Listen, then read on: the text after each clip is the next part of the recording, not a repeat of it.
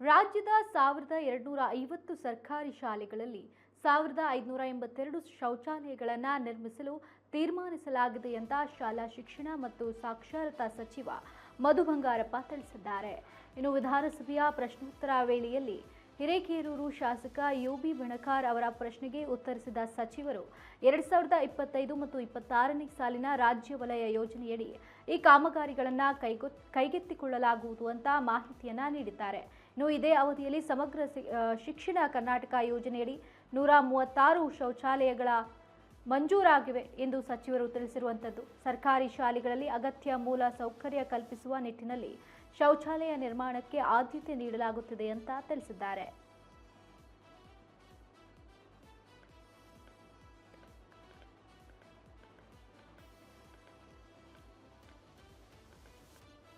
ರಾಜ್ಯದ 1250 ಸರ್ಕಾರಿ ಶಾಲೆಗಳಲ್ಲಿ 1582 ಶೌಚಾಲಯಗಳನ್ನು ನಿರ್ಮಿಸಲು ತೀರ್ಮಾನಿಸಲಾಗಿದೆ ಅಂತ ಶಾಲಾ ಶಿಕ್ಷಣ ಮತ್ತು ಸಾಕ್ಷರತಾ ಸಚಿವ ಮಧು ಬಂಗಾರಪ್ಪನವರು ತಿಳಿಸಿರುವಂತದ್ದು. ಇನ್ನು ವಿಧಾನಸಭೆಯ ಪ್ರಶ್ನೋತ್ತರ ವೇಳೆಯಲ್ಲಿ ಹಿರೇಕೆರೂರು ಶಾಸಕ ಯುಬಿ ಬಣಕಾರ್ ಅವರ ಪ್ರಶ್ನೆಗೆ ಉತ್ತರಿಸಿದ ಸಚಿವರು 2025 ಮತ್ತು 26ನೇ ಸಾಲಿನ ರಾಜ್ಯ ವಲಯ ಯೋಜನೆಯಡಿ ಈ ಕಾಮಗಾರಿಗಳನ್ನು ಕೈಗೆತ್ತಿಕೊಳ್ಳಲಾಗುವುದು ಅಂತ ಮಾಹಿತಿಯನ್ನ ನೀಡಿರುವಂತದ್ದು.